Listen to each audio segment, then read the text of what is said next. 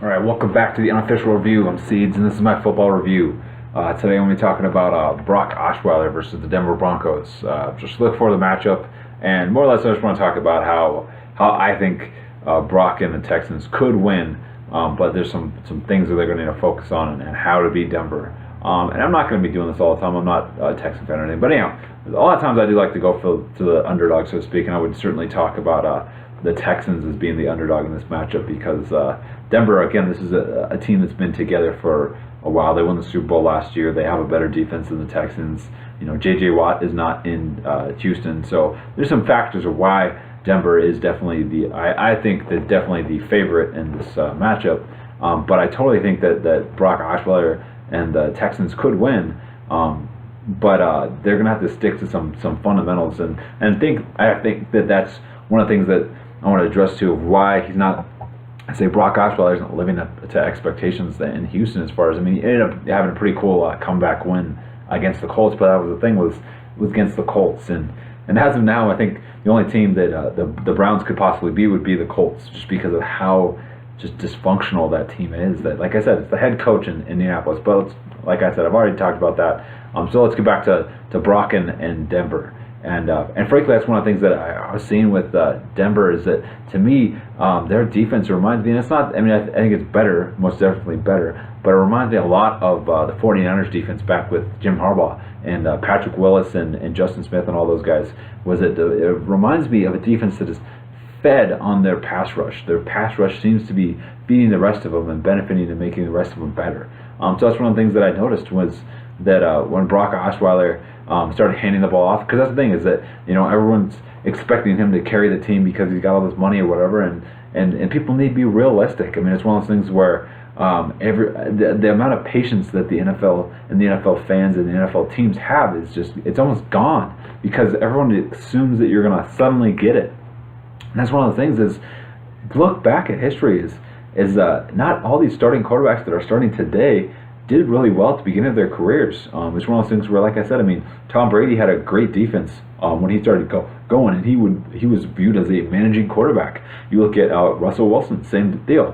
They had Marshawn Lynch. They had that number one defense, and again, it was more or less kind of get your feet wet, but you're not going to be, you know, swimming the Atlantic today.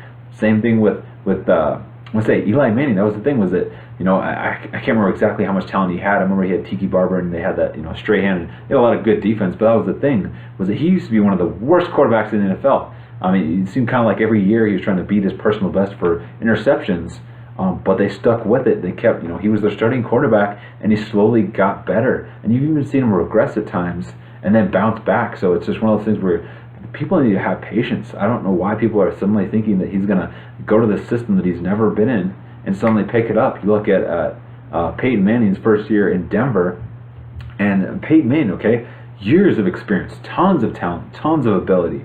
But his first year in Denver, they make it to the playoffs, and I want to say got their asses handed to them just because they didn't have the same chemistry the following year. Look how many records they broke. So I'm saying if you want to, I'm not saying that Brock Osweiler is going to be the next Peyton Manning or whatever, but I wouldn't write him off. I would give him at least this year and going into part of next year before you start making any type of predictions or any outcomes of what he's going to be.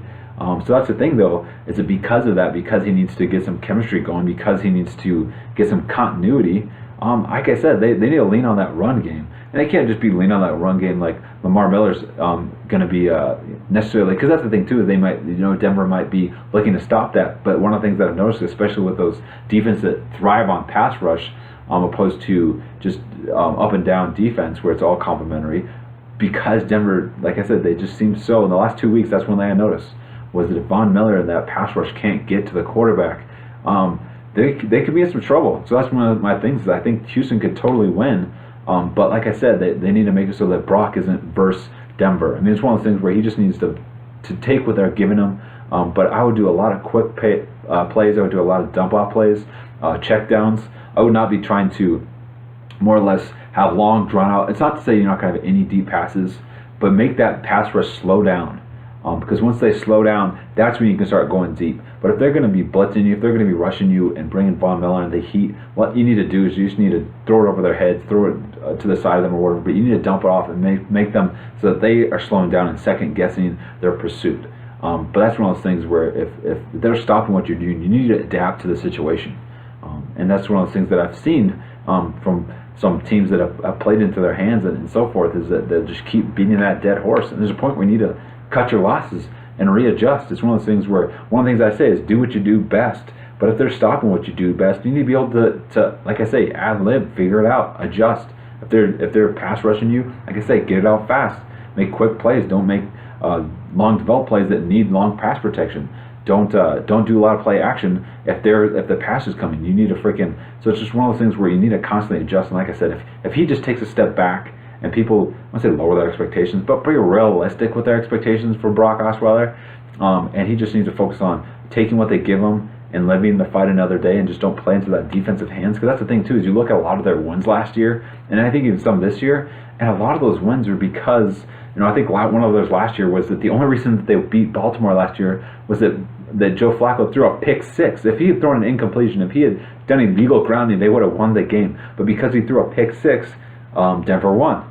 So it was one of those things where that defense is most certainly what you would define as opportunistic. If you give them a chance, they're certainly going to take it, and they're pretty good about putting points on it because of it. So it's one of those things where just don't play into their hands. Live the fight another day. It's one of those things where, if you're behind the eight ball, if you're behind a couple scores and it's the fourth quarter and there's, then that's when you need to start taking risks. But don't be freaking shooting yourself in the foot first quarter, second quarter, third. You need to, again, evaluate the circumstances. That is the team that is most certainly thriving on their defense. And if you don't give their defense some steam and you adjust and don't let that pass rush get to you, I think you can totally beat them. But it's one of those things where you got to play smart, and you got to not. Essentially, Brock needs to not think this is on me. I need to beat my old team. Blah blah blah. If Brock tries to beat them, they will most certainly beat him. So it's just one of those things where, like I said, live the fight another day. Figure it out. Do what you need to do to win, not for you to put up some gaudy stats that are going to make them look bad and wish they had you still. That to me is the same thing with Odell Beckham. He needs to do what he needs to do to help win, not what he needs to do so that he beats Josh Norman or whatever and he looks better in the tabloids. Focus on what you need to do to win, because that's the real team effort. That's what the team's going for. And if you want to prove that you're a team player and that you're going to be the future of this team, you need to prove that you need to do what you need to do to help, even if that's doing less and letting somebody else take the praise and take the glory. But I do think it could happen. But like I said, he's got to not play into their hands. We talk to you soon.